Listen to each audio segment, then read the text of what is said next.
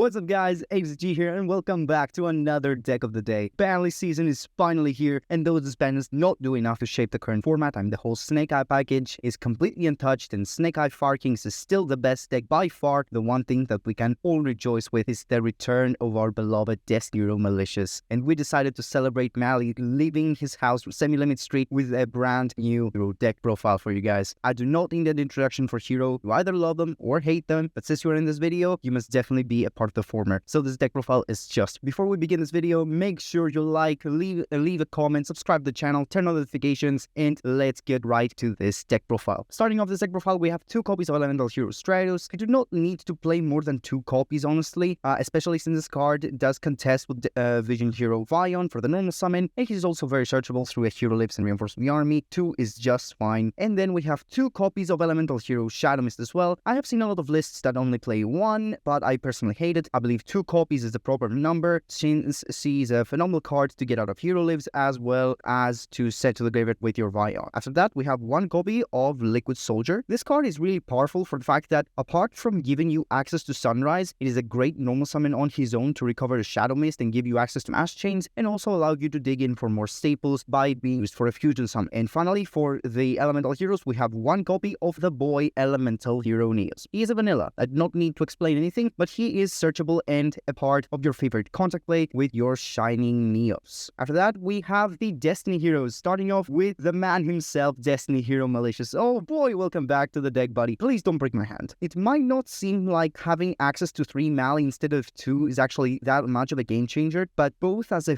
fusion material for your heroes and as a great extender for link summoning in Plasma, 3 copies does make a big difference, trust me. And then we have 1 copy of Destiny Hero Denier, aka Malicious 4th copy in this deck. It's a great card and a great target Destiny. He comes back free, he gets you access to Mali, he's an easy target to get your Cross Crusader. Great card. For the final Destiny Hero monster I play in this deck, I play the 1 copy of Destiny Hero Plasma. He's one of the best parts of the end board and you have to include him. I do not play Dark Angel in the main deck. I believe the decks right now have very easy outs to Dark Angel, especially since Fire King Snake Eye is one of the best decks. And if you say that Link Kuriboh is banned, well, Anima is not. So I do not consider that to be a very good idea in the main deck, though in the side deck this card will stay. For now, the only Destiny Heroes I play are the 3 Mali, the 1 copy of Denier, and the 1 Coplat. Moving on to the Vision Heroes, we have 3 copies of the Vision Hero Ferris. You have to play 3, and thank you Ferris for pitching the Malis that I constantly draw in my opening hand. And then we have 2 copies of Increase. I do not like playing 1. 1 copy is like asking that you draw it 50% of the time, and I fear God, so I'd just rather play copies of it. And same thing for your Vision Hero Vion. This card is not a brick in my book, but 2 copies is a great number, both as a starter and as a way to get out of Increase. For the final monster I play in this deck, I have 3 copies of Droll and Lockbird. I believe this is the most generically powerful and impactful hand trap in this format, so I prefer Droll over Nibiru, for instance. I did not want to include low impact cards like Ash Blossom in this deck. I believe that Hero has so much extension, so much ability to go above and beyond that filling your hand and your deck with low impact cards just lowers the ceiling of the deck. I would much rather focus on its ability to extend. Therefore, the only hand trap I play is the one that I consider most important, which is Droll and Lockbird. And that's it for the monsters. Moving on for the spell cards, we begin with the 3 copies of A Hero Lives. This card is an incredible starter that you can get Stratos and you get Shadow Mist to grab a Mask Change. This card is very important. It does put you into a very low life count, but if you establish your board, it's very hard for your opponent to actually out it. Next, we have 3 copies of Fusion Destiny. This card is super powerful, both as a starter and an extender, as well as a way to get your Malicious and your Denier to the graveyard, and of course to get out a free DD. And for the final 3 ofs, we have 3 copies of Mass Change. This card is great both as a way to dodge removal and negation, and it's very important to get out the best card in the game. Next, we have 2 copies of Thrust. The reason Thrust is here is because a smart opponent will realize where to interrupt properly, especially since going first, the deck is very streamlined. So you need Thrust in order to access cards that enable extension like Fusion Destiny, and I am no joking, polymerization in some cases, especially since Vion actually is a huge target for some players because it can get you both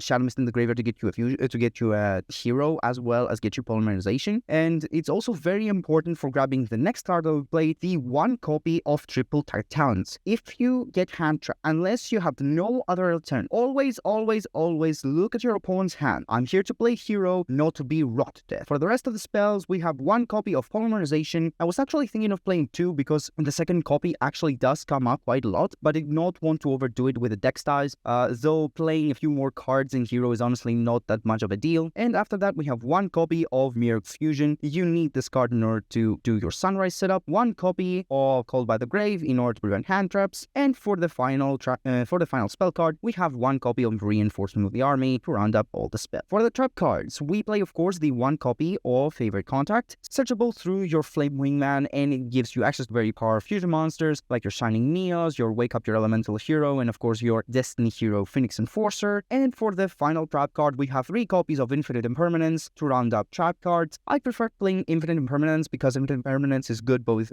first and second, therefore in my opinion it is of a higher impact in comparison to a card like Astral, for example. Moving on to the extra deck, we have 1 copy of your Wake Up Your Elemental Hero. I'll be honest, I don't really like this card. I am a Trinity enjoyer and this card does not feel like Trinity in my book, but with your Favorite Contact, it is a great way to get a bunch of attacks in, as well as recycling a lot of your combo pieces. Then we have 1 copy of Sunrise. This card is both great removal and a great way to get out your Miracle Fusion, which can get you to the next card, which is 1 copy of Flame Wingman Infernal Rage. This card searches out your Favorite Contact and it's also a material for your Shining Neos Wingman. Speaking of, we have 1 copy of Elemental Hero Shining Neos Wingman. This card is phenomenal both to clean up boards and it is also very problematic for your opponent to out. This is not, in my opinion, that strong of a monster in this deck, but it is a very great way to clean up boards and it is a great finisher. So that we have 1 copy of Destiny Hero Phoenix Enforcer, one of the best part of the end board, and then we have 1 copy of Destiny Hero Dystopia. This card is both good as a removal card that trigger very easily since there's like 10 cards that actually boost your hero monsters, and of course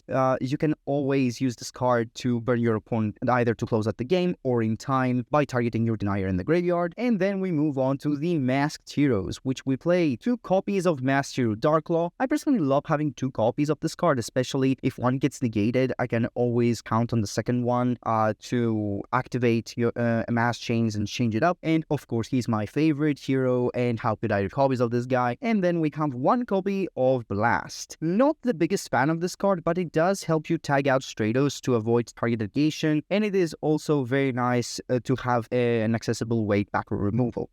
And for the final Elemental Hero Fusion monster we play in this deck, we do play the 1 copy of Elemental Hero Absolute Zero. Thank God this card got reprinted, by the way.